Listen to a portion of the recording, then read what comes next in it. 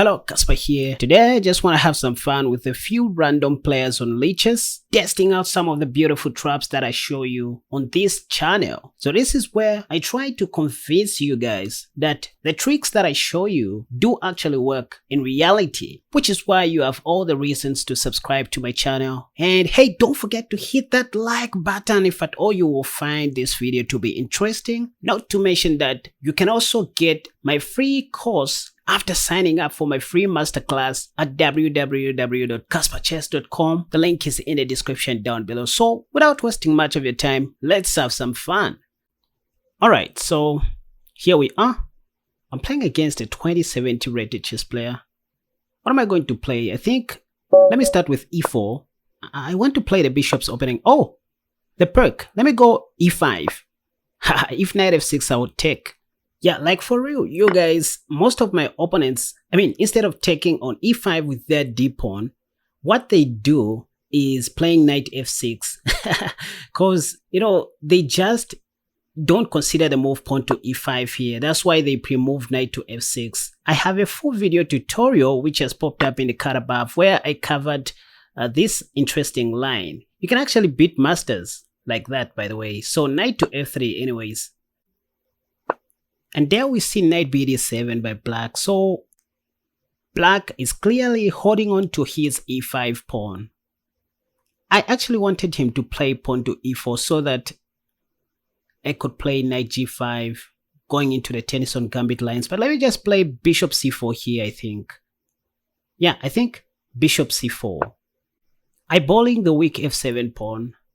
Let's see what my opponent is going to do. I'm planning to go knight g5 next and pawn to d3 in order to shake my opponent's eyeballs. I'm gonna check on f7 if need be, or just sacrifice my bishop with check. Let's see what black is going to do here. Yeah, for example, if black plays pawn to e4 now, harassing my knight on f3, I'll just sacrifice on f7, like bishop takes f7 check, followed by knight g5 check and queen g4. Okay, so there we see g6. I guess black wants to play bishop g7, fianchettoing his bishop and play knight f6, but I think I can still suck on f7, I think. Yep, bishop takes f7, right? Yeah, that's check. And after king takes, I go knight g5, check. The idea is to put my knight on e6 and trap black's queen if the king goes back to e8. But if king g7, I'm going to play knight e7 check. That'll be a fork. Okay, king f6. King f6, I think, invites pawn to d3, or actually queen f3. What if I just play queen f3 check? Yeah, I think queen f3 first, yeah. And next I'm going to play pawn to d4 or pawn to d3. Black cannot even play king e6. The only move that black can play is king takes g5, taking my knight, after which I'll play pawn to d3, paving way for my dark squared bishop. That'll be discovery check. And the black king will have to go to h4, after which queen h3 will be checkmate. Wow. Oh my god, like, I'm praising my eyeballs right now. I think black can't even stop this attack with his elbow. The best I can do is just to keep on staring at this position with their eyeballs. Okay, so black just resigned. And I'm very happy that this trap occurred. I remember covering it in one of my old videos. I think the link is just in the card above. You can check that out, you guys. And don't forget to hit the like button if at all you are enjoying to watch this video so far, because that's how you encourage me to keep on making more wonderful videos just like this one. And if you like this video, please consider subscribing to my channel, because why not? We are just growing this community, you guys, and ensure that we spread the love. Leave your comments in the comment section down below, and remember to visit my website www.casperchess.com and join my free masterclass today and receive one free mini course during this short break. Alright, so here we are back. Let me play another game. Who am I going to play against? Oh, an 1800 rated chess player. So anyways, I'm always a fan of e4. That's just because I'm an attacking player. So I like my games being open. Can I play the bishop's opening here? Or maybe knight f3, I don't know. e4, e5, bishop. I think bishop c4. Eyeballing the weak f7 pawn. I like the bishop's opening. So knight to f6, the top played move. Let me go knight to f3. Inviting black to take on e4. Okay, so knight c6. I wanted to play the Stafford Gambit reverse. Knight c6, what am I going to do? I think castle long. Let me play the deuce gambit, yes. So the deuce is where we castle short and then play pawn to d4. Or let me start with pawn to d4 first. Now, this is no longer the deuce gambit, you guys, but the idea is still the same, to let black take on d4. Okay, pawn to d6. I was expecting black to play e takes d4. What am I going to play after this? Maybe pawn to h3.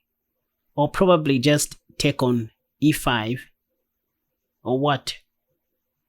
I think, let me just play c3. There's a line where black has to take on e4 and then I play bishop d5, capturing the knight on c6. But anyways, bishop e2 is the way to go here since black played bishop g4. Okay, now we see e takes d4. Let me take back with my c pawn. Are we going to see Casper's signature move in this line? Yeah.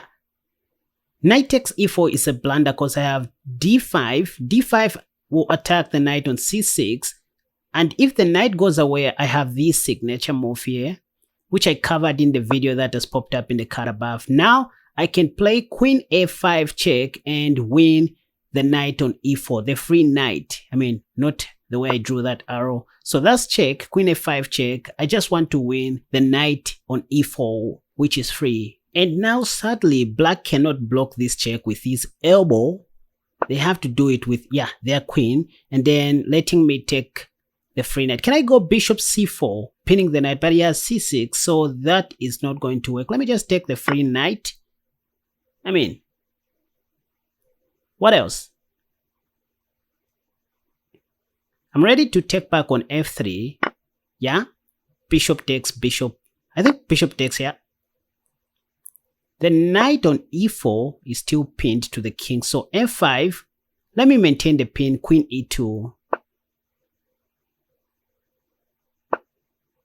Oh, castle long, unpinning their knight. Let me castle short. I think let me castle short here. Just putting my king to safety and start attacking on the queen side. h6, what can I do here? Can I start pawn storming from the queen side? Or probably start with knight c3 first. Yep. Next, bishop f4 is coming. Oh, g5, stopping bishop f4. I think let me play queen d1, yeah. Queen d1. And next I'll put my bishop on e2. If it gets attacked, maybe with g4. Yeah, bishop e2.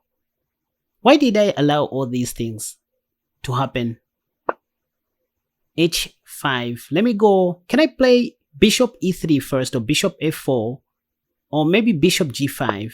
Bishop e3 is the best. Attacking the a7 pawn, which is free. And I have some nasty ideas here. Maybe if king b8, I can sack on a7 and go queen f4 after playing knight b5. More like the fishing pole trap. Okay, so rook g8. Should I resign? Nah. I think I can still take on a7 with my bishop. Yep. And if black plays pawn to b6, that'll be checkmate after bishop a6. Oh, knight f3 check. What a fancy move. They're expecting me to take the knight so that they can take with their g-pawn, discovery check, or up. No, simply king h1.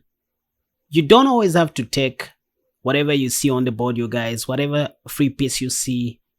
Knight f3 check was a brilliant move. They wanted me to take with my g-pawn to help them open up the g-file for their king's rook. Now we see knight back to e5.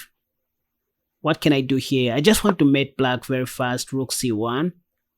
The idea is to go knight b5. Okay, so a4, knight b5, I think. Yep, knight b5.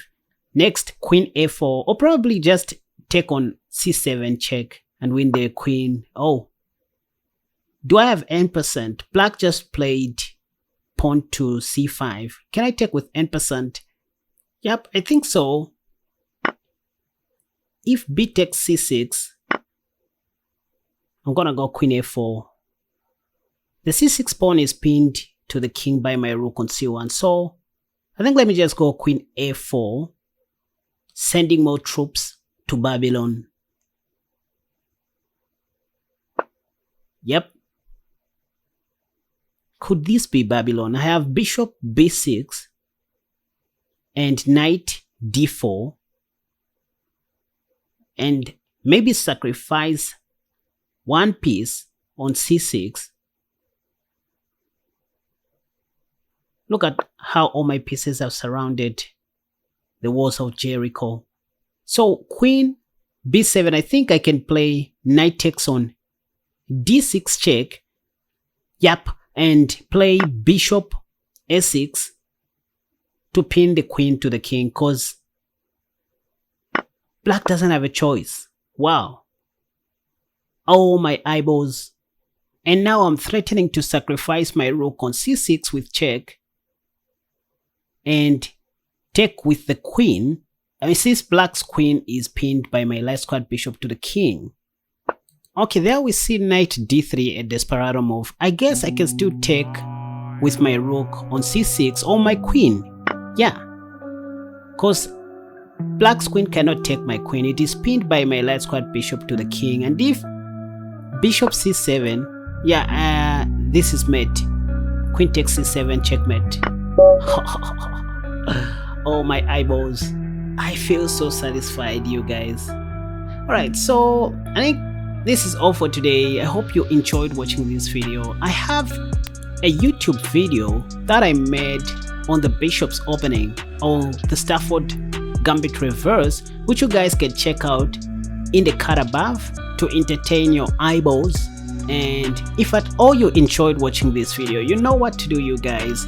We need to grow this channel together, and that'll be so encouraging because I have so many ideas to share with you guys, and some of my premium videos that I post on Patreon page are going to be posted on my YouTube page once I reach a certain number of subscriptions. So do the needful before leaving this video, and make sure to leave a comment in the comment section down below, because I do read all of them, you guys, and hope to see you in my next video.